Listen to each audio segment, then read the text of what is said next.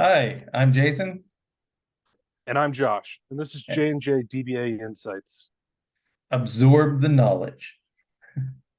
So we're Again, coming to talk to you today about where we are in DBA 870 and some of the things we covered over the summer, and a little bit about the upcoming residency, plus a special event that Josh did over the summer.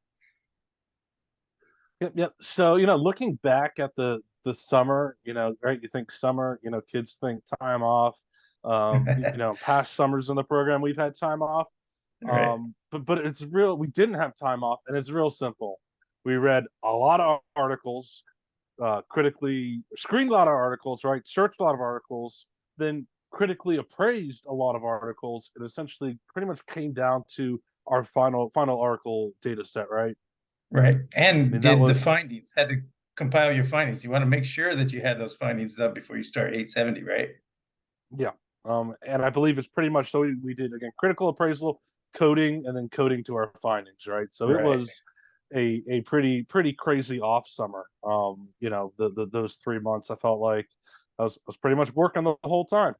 I mean, we had yeah, there was so much to do. We were lucky that we actually had the summer sessions off, so we, could continue working on our dissertations. I don't know about the other people that maybe a winter you only have a couple weeks to squeeze like a month and a half of solid work in there. That's pretty tough.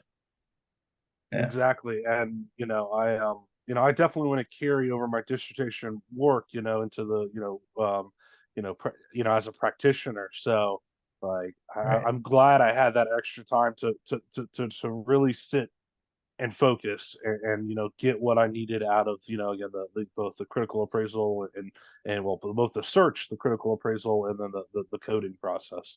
Um, but Right. yeah, so again, it was definitely a crazy summer. Right. And speaking to the practitioner part, like you did a conference or something over the summer, right? Like what Yeah, exactly again, I was was that? a nominee and then a participant in the Engaged Management Scholarship Conference on behalf of University of Maryland Global Campus. Again, obviously the program that we're both in, but again, able to represent the school with about four others. Part of us were in person, and I was virtual, just given kind of the way the world is nowadays. Right. But again, it was I was actually able to go for a 1 day workshop on a Thursday, and during that workshop, I actually got to sit down with other doctoral candidates across the globe, and essentially present my work and get feedback. But the one thing that I was also prepped for was the systematic review process, and we've talked about this in past podcasts. But again, it's the idea of looking, essentially conducting secondary research. Sometimes, it's a little bit other doctoral candidates and doctoral practitioners themselves take a little bit step back and like, well, what's a systematic review process, right? Like Right. A lot what in of the world? times, yeah, they don't know what it all encompasses, and they think it's just a simple literature review. You know, that's what a Yeah, common exactly. misconception, right? I mean, that's what it Yep. gets kind of labeled as because I think it has review in the topic, but I think it sits on the top of everything, right? I mean, you're taking practitioner studies or mixed method studies or meta-analysis, and you're combining them all together. That's why I think it really brings it together. But explaining that when you're at the conference, did you have to kind of push a little bit to get the, I, systematic review I, approach I, across? I was prepped for it. So, I had like my example, like, it's like, well, when you're talking to your doctor, would you rather he talk about this one article, that he read XYZ in, or would you rather him say, oh, I looked across 50 or 75 different articles, and the common theme that came out of them was this, and Right. so that was kind of because the systematic review process actually, it stemmed from the medical field of medical research. So again, that was kind of the example I gave though. And then everyone was like, oh, I get it. And I was like, and guess what? Like, I can take this methodology, maybe something more like a rapid evidence assessment, though, Right. from a practitioner standpoint in the real world, and then be able to use it to answer real research questions, in an organization and drive decisions based upon evidence, actually conducting, evidence-based research to drive evidence-based management decisions.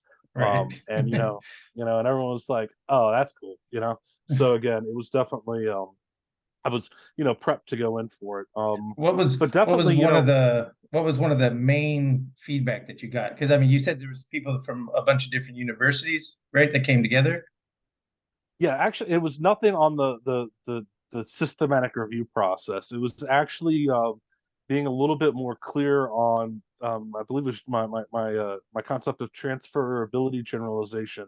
The fact that for my research question, there's not much evidence or not much research on the federal government in HR data analytics. So, Right. the group was just like, could you explain a little bit more like that concept of taking the findings from another group being just the general public, well, private sector, and then being Right. applying that to the federal government public sector, Right. and the idea that well, we have to start somewhere, right? So let's start with private sector, commercial sector research, and then see how that applies again to the federal government public sector, and then adapt from there. But we can't just Or, say, "Up, there's no research," right? right. We have Or to have you a take, starting point, right? right, the starting point, you take the limited research that you can find from the government sector or the public sector, and you combine it with that. So systematic review actually is perfect to bring them both together, right? Exactly.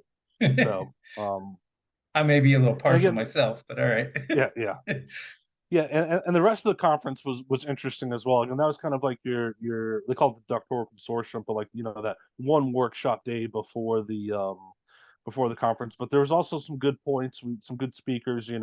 Best dissertation is a done dissertation. I believe I sent you a message about that once. Right. Yeah. This idea that like we're this is a terminal degree. We're learning a skill set though. So as we proceed through this dissertation, we need to trust in our mentors and our advisors to get us to done. And then we might not always agree with something, a little tweak, like right now, just listen to them and get it done. Because once we have this degree, it's pretty much saying we have the ability to go out and do research on our own. So it's like Right. just make it through the rest of the year, right? Trust in your advisor and your mentor, get to done, and then next year, if you want to do something a little different, go for it. Right. So again, that, and then a couple different ideas about being strategic just in your dissertation, knowing who your chairs are going to be when you actually go to defend, who's going to be kind of on that board, and then kind of knowing who's on there and kind of looking into their expertise to kind of know what questions might come from them as well. So some ideas on being strategic there as well.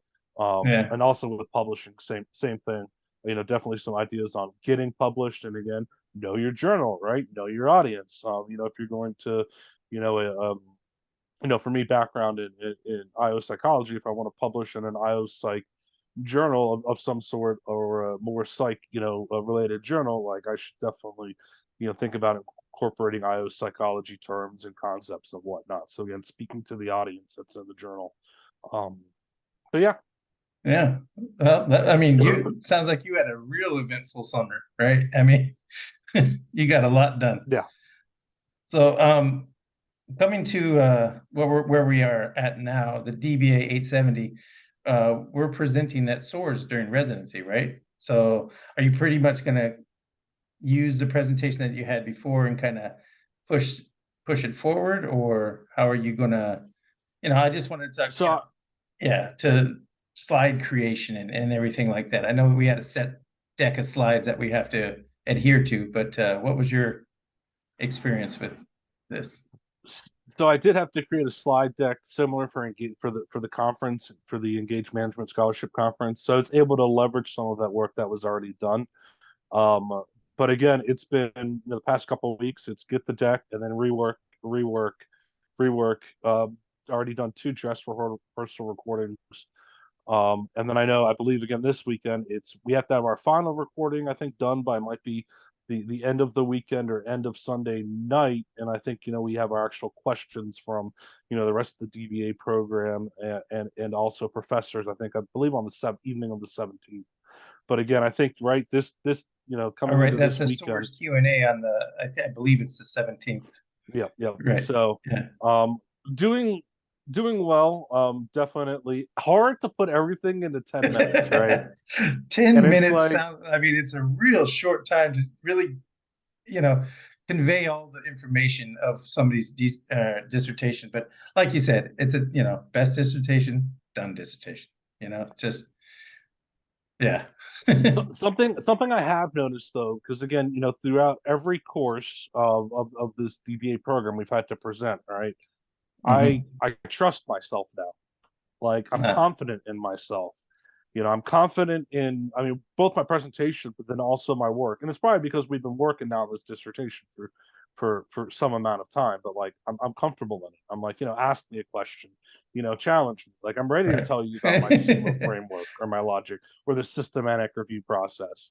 Now, at the beginning of the program in That's 800, a, yeah, yeah. think about the presentations we made in 810 or 820.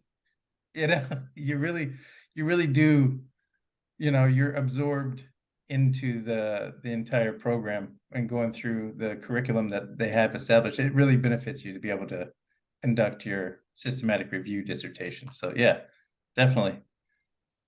Well, I think we're gonna have to land this plane. Is there any other comments that you want to leave anybody with? No, no, it's just, great to recap the summer. Hopefully we can, get another one of these on the books here quickly, now that the semester's picking back up. But no, I think I'm good. Right. All right. Well, look forward to seeing you at residency. I myself am already on campus. Looking forward to the in-person residency this year. And we'll see you guys there. All right, well, thanks, Jason. All right. That's J and J DBN Insights. Absorb the knowledge.